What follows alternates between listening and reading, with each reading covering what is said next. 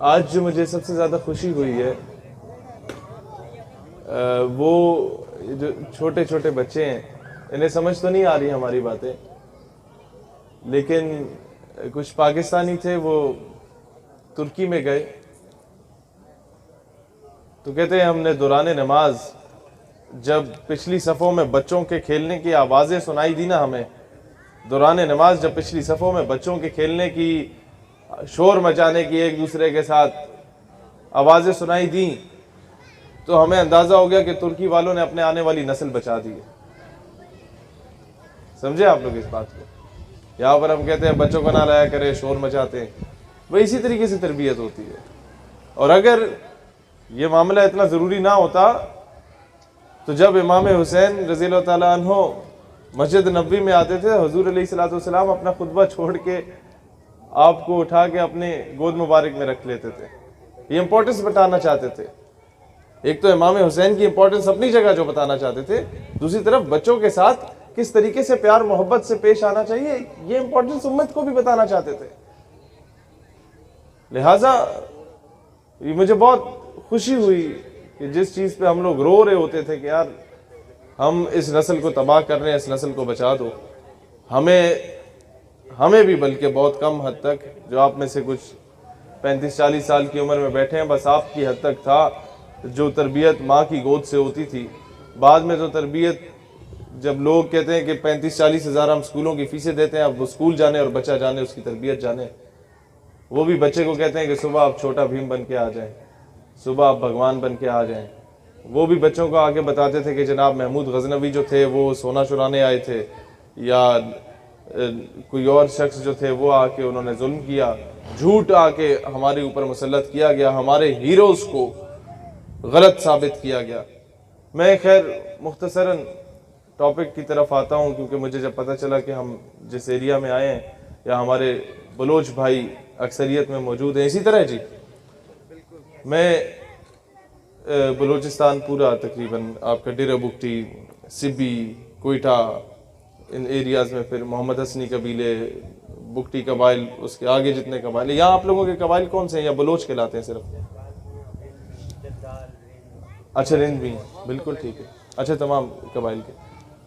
تو میں ایک چیز بتانا چاہتا ہوں بہت کلیئرلی، دیکھیں جو ظلم ہے نا، جب ظالم ظلم کرتا ہے تو وہ کہتے ہیں نا لگے گی آگ تو آئیں گے گھر کئی زد میں، یہاں پہ صرف ہمارا مکان تھوڑی ہے۔ تو وہ جو ظالم ہے وہ بندے کو دیکھ کے ظلم نہیں کرتا، وہ بلا تفریق ظلم کرتا ہے۔ اور ایک بہت سوچی سمجھی سازش کے تحت یہ سارا کچھ ہوا۔ 1948 میں آپ کو یاد ہوگا کہ جنرل گریسی ہمارا چیف آف آرمی سٹاف تھا، اور کشمیر پہ چڑھائی کر دی بھارت نے۔ قائد اعظم رحمۃ اللہ علیہ نے آرڈر دیا چیف آف آرمی سٹاف کو کہ فوجیں بھیجو کشمیر کی طرف۔ خیر ہے بچوں کو کرنے دیں، فوجیں بھیجو کشمیر کی طرف، تو اس نے انکار کر دیا۔ تو کے پی کے ٹرائبل ایریاز جو ایکس پاٹا ہے، وہاں کے پٹھان گئے، انہوں نے مار مار کے بھرگس نکال دیا وہاں ہندوستانی فوجوں کا، اور جو آزاد کشمیر ہمارے پاس ہے ان پٹھانوں نے ہمیں لا کے دیا۔ پھر روس افغانستان پہ چڑھائی کرنے آیا، اور اس کے بعد اس کا تھا کہ اب پاکستان آئے گا، ایران، عراق، مڈل ایسٹ کی کنٹریز پہ کور کر کے اور قبضہ جما لے گا۔ پھر ہمارے یہ پٹھان افغانستان کے بھی اٹھے، کے پی کے بھی اٹھے، انہوں نے اٹھا کے روس کو Turkmenistan, Tajikistan, Uzbekistan, Kazakhstan, Kyrgyzstan کے 5-7 حصوں میں توڑ مروڑ کے اس کے منہ پہ مارا، سپر پاور کے غرور خاک میں ملاتی ہے۔ پھر امریکہ نے یہ سوچا کہ جناب یہ تو عجیب قوم ہے، یہ ہمیں جینے ہی نہیں دے گی، اب کیا کرو، ان کے اندر اختلافات پیدا کر دو۔ آپ لوگوں کو یاد ہوگا 98، 99 یا 2001 میں موبائل تقریباً ہر گھر میں ایک بندے کے پاس آنا شروع ہو گیا۔ اچھا اس میں ایس ایم ایس پیکج ہوتا تھا، یاد کریں 75 روپے میں 1000 میسج کر سکتے تھے، 25 روپے میں 125 یا 150 میسیجز ہوتے تھے۔ وہ پیکج کرایا جاتا تھا، اور اس پیکج میں آپ کو یہ بھی یاد ہوگا کہ 99% جو فارورڈ میسیجز ہوتے تھے وہ لطیفے ہوتے تھے، اور 1% ایسے میسیج بھی ہوتے تھے کہ 12 بندوں کو فارورڈ نہ کیا تو عذاب آ جائے گا، یاد ہے نا؟ تو وہ جو 99% میسیجز ہوتے تھے لطیفوں والے، انہیں بھی 99% لطیفے پٹھانوں پہ بنائے جاتے تھے، یاد ہے؟ خان وہاں گیا، دکان پہ گیا، یہ ہو گیا، مذاق۔ اب وہ ایک لاوا پٹھانوں میں ابلتا رہا، آپ سمجھ رہے ہیں میری بات کو؟ وہ میسج بلوچ بھی فارورڈ کرے، پنجابی بھی فارورڈ کرے، کشمیری بھی فارورڈ کرے، بہاری بھی فارورڈ کرے، اردو سپیکنگ بھی فارورڈ کرے، سندھی بھی فارورڈ کرے۔ اب پٹھان جب اسے میسج پہنچتا یا اس کے سامنے آپ لطیفہ بولو تو وہ مسکرا دیتا، نظر انداز کر دے، کبھی لڑا نہیں آپ کے ساتھ، لیکن اندر ہی اندر لاوا ابلتا رہا۔ اور ایک وقت کے انتظار میں تھا کہ کوئی شخص اٹھے اور اس لاوے کا میں جواب دے کے پٹک کے ماروں ان سب کو، اور اس سے نقصان کس کا ہوتا ہے؟ پنجابی، پٹھان، یہ سندھی بلوچی کا نہیں، پاکستان کا ہوتا ہے۔ اور الٹیمیٹلی اسلام، یہ جو نقصان ہے وہ اسلام کا ہوتا ہے، کیونکہ پاکستان جو بنا تھا وہ تو اسلام کے نام پہ بنا تھا۔ یہ تو انگریزوں کے کتے نہلانے والے ہمارے اوپر مسلط ہو گئے، جنہوں نے کبھی بلوچستان میں تباہی مچانے کی کوشش کی، ہمارے بلوچستان کے لوگوں کو محروم رکھ کے۔ سوئی گیس وہاں سے نکلتی ہے، ہمارے پنجاب تک آ جاتی ہے، ڈیرہ بگٹی کی اپنی عوام کو کوئی نہیں ملی۔ KPK کی بات کی جائے تو کبھی ڈرون سٹرائکس گرے، کبھی وہاں پر آ کے تباہی مچی، ہم لوگ ملالہ کو ہیرو بنا کے بیٹھ گئے، ہم لوگ یہ ڈاکٹر عبدالسلام جیسے چوڑے کو جا کے ہیرو بنا دیا، ڈاکٹر ایکو خان کو گھر میں پابند کر دیا۔ ہم لوگوں نے ایک اور کسی کو آسکر پرائز دلوا دیا جس نے ملک کی عزت کو بین الاقوامی منڈی میں جا کے فروخت کیا تھا، غالباً اسی شہر کی ہے وہ بھی۔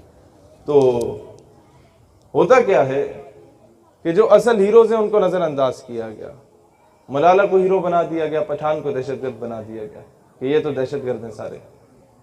پھر آتے ہیں بلوچ کی طرف، جنہوں نے اس وقت قبائلی جرگہ کیا 1947 میں۔ سب سے پہلے اگر کسی نے پاکستان کا ہلاک کیا تو وہ تھا 17 یا 19 جولائی 1947 کو یوم الحاق پاکستان۔ مقبوضہ کشمیر اور آزاد کشمیر جو تھا، یہ متفقہ طور پہ ان لوگوں نے پاکستان سے الحاق کر دیا تھا۔ پھر باقی صوبے پاکستان میں بعد میں آئے، بلوچستان میں قبائلی جرگہ ہونا تھا اور کہا گیا کہ آپ اپنا فیصلہ خود کریں، انڈیا کے ساتھ جانا ہے، پاکستان کے ساتھ جانا ہے یا الگ ریاست بننی ہے۔ تو مبشر لقمان کا ایک پروگرام تھا، اس میں اس نے خان آف کلات کے پوتے سے پوچھا کہ جی آپ لوگ ناراض ہیں تو آپ نے کیوں حمایت کی پاکستان کی؟ کہتے میں نے یہی سوال اپنے دادا سے پوچھا، ابھی ٹی وی پہ وہ بتا رہے ہیں، حالانکہ وہ ناراض تھا گورنمنٹ سے۔ کہتے میں نے اپنے دادا سے یہ سوال پوچھا کہ جی آپ نے کیوں حمایت کیوں کی؟ تو کہتے وہ مجھے جواب دیتے ہیں، بہت قابل غور بات ہے، میں اس کے بعد آؤں گا مدعے کی طرف۔ کہتے دادا نے مجھے جواب دیا کہ میں چاہتا تھا کہ میں ایک علیحدہ ریاست بناتا بلوچستان کو، اگر یہ نہیں تو کلات کو ایک علیحدہ ریاست بنا لیتا، لیکن مجھے خواب میں رسول اللہ علیہ السلام کی زیارت نصیب ہوئی اور انہوں نے فرمایا کہ ایک ملک جو کہ اسلام کے نام پہ بن رہا ہے تو مجھ سے خیانت کا سوچ رہے۔ کہتے پھر مجھ پہ لازم ہو گیا کہ میں پاکستان کی حمایت کرتا۔ تو جس ملک کے صوبے بھی رسول اللہ علیہ السلام کے حکم سے بنے ہوں، یہ بھارت جیسے یا امریکہ یا اسرائیل کی کوئی حیثیت اوقات نہیں ہے کہ ہماری طرف میلی نظر اٹھا کے دیکھے۔ مسئلہ صرف یہ ہے کہ ہمارے اندر ہر محکمے، ہر ادارے، ہر حکومت، ہر اپوزیشن میں کچھ ایسے غدار بیٹھے ہیں جنہوں نے ہمیشہ بلوچوں اور پنجابیوں میں نفرت، جنہوں نے ہمیشہ پشتونوں اور سندھیوں میں نفرت، جنہوں نے ہمیشہ سندھ میں آؤ تو اردو سپیکنگ اور سندھی ایک دوسرے سے نفرت۔ اقبال رحمت اللہ علیہ پیٹتے رہ گئے، یوں تو سید بھی ہو، مرزا بھی ہو، اغوا بھی ہو، تم سبھی کو چھو بتلاؤ تو مسلمان بھی ہو۔ وہ پیٹتے رہ گئے کہ بتانے رنگ و خون کو توڑ کر ملت میں گم ہو جا، نہ تورانی رہے باقی، نہ ایرانی نہ افغانی۔ وہ پیٹتے رہ گئے۔ یار ان تازہ خداؤں میں بڑا سب سے وطن ہے، جو پیرہن ہے اس کا وہ مذہب کا کفن ہے۔ وہ پیٹتے رہ گئے کہ وطنیت، قوم، خطہ، قبیلہ خیش کیا ہے؟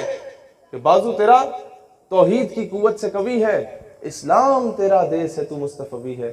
اگر تو مسلمان ہے تو ہندوستان میں رہنے والا آسام کا شہری بھی تمہارے ہی دیس کا شہری ہے، جوناگڑھ میں رہنے والا مسلمان بھی تمہارے ہی دیس کا شہری ہے، وہ بھی تمہارے ہی وطن کا ہے، حیدرآباد دکن میں رہنے والا بھی تمہارے وطن سے تعلق رکھتا ہے، دہلی ممبئی میں رہنے والا مسلمان بھی تمہارے وطن سے تعلق رکھتا ہے، کیونکہ اخوت اس کو کہتے ہیں چبے کانٹا جو کابل میں، تو ہندوستان کا ہر پیر و جوان بیتاب ہو جائے۔ وہ کیسے؟ مجھے بتائیں کہ آپ کے ہاتھ میں زخم آیا ہو، رات کو نیند نہیں آتی نا؟ کبھی آنکھوں سے پوچھا کہ یار تمہیں کیا تکلیف ہے؟ تمہیں تو نیند آ جانی چاہیے، درد تو ہاتھ میں ہو رہا ہے لیکن نہیں آتی نیند۔ اسی طریقے سے جب کشمیر میں ظلم ہوتا ہے تو ہمیں وہ تکلیف ہوتی ہے، کیونکہ مسلمان ایک جسم کی مان